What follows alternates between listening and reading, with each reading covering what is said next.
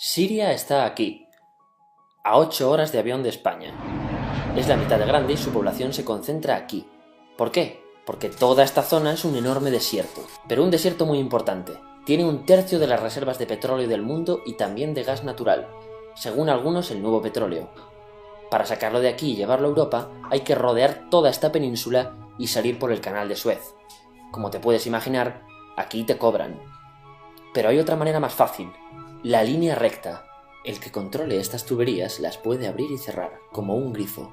Si no pagas, no hay petróleo, ni gas. Esta región es la polla. La civilización en el planeta empieza en 3 sitios y este es uno de ellos. Mesopotamia, aquí. Sumer, que te sonará menos, pero es el puto inicio de todo. Aquí también. ¿Recuerdas la Torre de Babel de la Biblia? La hicieron estos tíos. Egipto, aquí. Siempre ha sido un punto de contacto entre Oriente y Occidente, dando a Asia salida al Mediterráneo. Quizá por eso aquí nacen las principales religiones monoteístas, el judaísmo, el cristianismo y el islam. El islam es el último que llega y de hecho acoge a las 2 anteriores. Adán, Noé, Moisés, Jesucristo son considerados profetas islámicos. Bueno, al grano. Como la zona es la hostia, todos han querido controlarla y siempre ha estado dentro de algún imperio. Persas, griegos, los romanos. El imperio romano termina partiéndose en 2, y finalmente solo sobrevive esto. Ahora es cuando la última religión monoteísta, el Islam, construye su propio imperio. ¿Te acuerdas de las cruzadas? Bueno, pues son los europeos cristianos intentando recuperar esta zona de la que estamos hablando. Los últimos en llegar son los turcos, que ojo, no vienen de Turquía, sino de a tomar por culo en Asia, junto con Gengis Khan. Lo conquistan todo y fundan el Imperio Otomano. El Imperio Otomano se queda ahí hasta la Primera Guerra Mundial, 600 años. Cuando acaba la Primera Guerra Mundial, aparecen pequeños países donde antes estaba el Imperio Otomano, y por primera vez vemos a Siria en un mapa. Hasta ahora la habíamos dibujado para no perdernos. ¿Y quién se inventa esos países? Lo que te voy a contar es alto secreto. Bueno, lo era en 1916. Este súper secreto se llama Acuerdo de Sykes-Picot. Los franceses y los ingleses no podían derrotar solos al Imperio Otomano. Solo podían si les apoyaba la gente que vivía dentro, en su mayoría árabes. ¿Cómo se los ganaron? Pues les prometieron la Gran Arabia, un país solo para ellos. El único problema es que era un timo. Antes de seguir, recuerda una cosa. Los árabes son un pueblo, pero no una religión. O sea, un árabe puede ser musulmán, puede ser cristiano, y antes del Islam parece que hubo tribus árabes con tradiciones judías. Bueno, pues a los árabes no les dieron ese único país que les habían prometido. En su lugar, franceses y británicos crearon muchos países pequeños. Estos países, obviamente, no eran países de verdad, sino zonas bajo su control con gobernantes puestos por ellos. Durante este tiempo hacen lo que quieren con la zona. Recuerda que hay petróleo. Siria, aunque no tiene grandes reservas, tiene fácil salida al mar, y Francia, que es la que se ha quedado con Siria, se lo da a compañías extranjeras. Después de la Segunda Guerra Mundial, los europeos se van. En el caso de Siria, son echados a patadas. Pero antes de irse, crean otro estado, Israel. No es el momento de hablar de ello, pero es un estado muy polémico que sus vecinos no reconocen. La prueba es que nada más irse los británicos, todos estos estados lo atacan. La zona, a partir de ahora, va a ser una puta bomba de relojería. ¿Y mientras qué pasa en Siria? Bueno, pues no es muy estable. Tiene golpes de estado constantes. En esa época aparece en Siria una ideología que se hace con el control y se expande por el mundo árabe, el Ba'ath. Esta ideología mezcla el antiguo sueño de una sola nación árabe con ideas socialistas. Y algo muy importante, es laica, o sea que no es religiosa. Siria se llega a unir con Egipto, un país con el que no tiene frontera. Pero no es algo raro, muchos de estos países intentan hacerlo también. Como recordarás, a esta gente se le había prometido un solo país y las ganas las seguían teniendo. Pero la unión falla.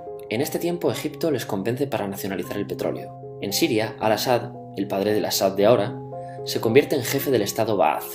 En Irak, también Ba'ath, comienza a ganar fuerza Saddam Hussein. Las diferencias entre ambos países dividen a los partidos Ba'ath de otros países en pro-Siria o pro-Irak. Ahora ocurre la Guerra Fría. El mundo se divide en 2, o eres de Estados Unidos o de la Unión Soviética. Son años muy movidos en los que se pegan constantemente con Israel, invaden su vecino Líbano y comienza una oposición islamista al régimen Ba'ath de Assad, los hermanos musulmanes. Vale, volvamos atrás un momento. Recuerdas que la mayoría de árabes eran musulmanes, ¿verdad? Pues dentro de los musulmanes hay 2 ramas fundamentales, los suníes, la mayoría, y los chiíes. En el caso de Siria, a pesar de ser un estado laico, los gobernantes como Assad y jefes militares eran chiíes, los cuales representan menos del 13%. En cambio, casi el 70% de la población es suní. Un dato curioso es que los cristianos son casi el 10%. Que los chiíes controlen el gobierno y el ejército mosquea a la población suní, y este sentimiento es aprovechado por los hermanos musulmanes, islamistas radicales suníes. Estos toman las armas en la ciudad de Hama en contra del gobierno, y Assad acaba con la revuelta a costa de matar miles de civiles y encarcelar a mucha gente. En el año 2000, Assad padre muere y le sucede Assad hijo. Ante las presiones libera a muchos presos, trae internet y esperanzas de cambio. Hay un periodo de gran debate político y aparece la oposición. También vuelven los hermanos musulmanes. Los siguientes años son difíciles. Arrestan a la oposición. Y Bush incluye Siria en el eje del mal, y esto la aísla. Está mal visto negociar con Siria. Los kurdos, un pueblo que vive distribuido por varios países de la zona, empiezan a protestar también. Hay represión y muertos. En 2011, te sonará esto, ocurre la Primavera Árabe. ¿Qué es esto? Bueno, es una protesta que se va propagando por todos los países árabes pidiendo más democracia. Como ves, el mundo árabe, a pesar de estar dividido en países, tiene tendencias generales. Cuando llega a Siria, Assad hijo termina usando el ejército y en los enfrentamientos mueren unas 1000 personas. Los enfrentamientos irán escalando hasta que se conviertan en guerra civil. No hay un momento exacto de inicio. Lo importante es que hoy en día hay numerosas facciones en juego. Vamos a verlas. Pero primero piensa en que todo está dividido entre chiíes, la minoría, y suníes, la mayoría. Chiíes y además laicos, o sea no religiosos, son el gobierno de Al-Assad. Controla todo esto, que si recuerdas son básicamente las zonas chiíes del país. El gobierno de Assad está enfrentado al resto. También mayoritariamente laico, pero suní, es el Ejército Libre de Siria o FSA en inglés. Junto con el Frente Islámico, que es religioso, y otros 70 y pico grupos más, forman una coalición que la prensa llama simplemente la oposición. También suníes e islamistas, pero radicales, son Al-Nusra, llamados Al-Qaeda en Siria, porque son básicamente eso, Al-Qaeda en Siria. Otros islamistas radicales son el ISIS o Estado Islámico. Salen de Al-Qaeda en Irak, controlan la mayor parte de Siria e Irak y se han hecho famosos por sus atrocidades. Su objetivo teórico impacta a muchos. Es un Estado Islámico a lo largo de Asia, África y Levante, aunque a ti ya te suena, ¿verdad? En naranja tenemos al pueblo kurdo, que recordarás porque el presidente Al-Assad lo reprimió, al igual que gobiernos de países próximos también hacen. Ahora controlan militarmente esta zona. Antes de terminar, repasemos los apoyos internacionales a fecha de octubre de 2015. Las fuerzas de Al-Assad son apoyadas por Rusia, que ya tenía base militar en el país antes del conflicto, por Irán y por China. Todos son países de lo que Europa llama Oriente. En contra de Assad, apoyando a la llamada oposición, luchan Estados Unidos, Turquía, Francia, Gran Bretaña y Arabia Saudí. Podemos terminar con algunas conclusiones. Te advierto que esto ya es pura opinión. Si recapitulamos, vemos que la región es estratégica. Por su situación privilegiada, todos la quieren. Siria siempre ha estado bajo el paraguas de grandes imperios.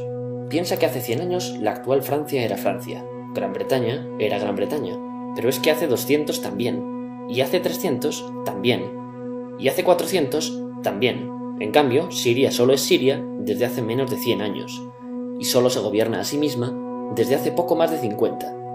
Además, jamás decidieron sus fronteras, se las impusieron. Europa divide Oriente Medio a su antojo para controlarlo, diseñando países sin tener en cuenta su población.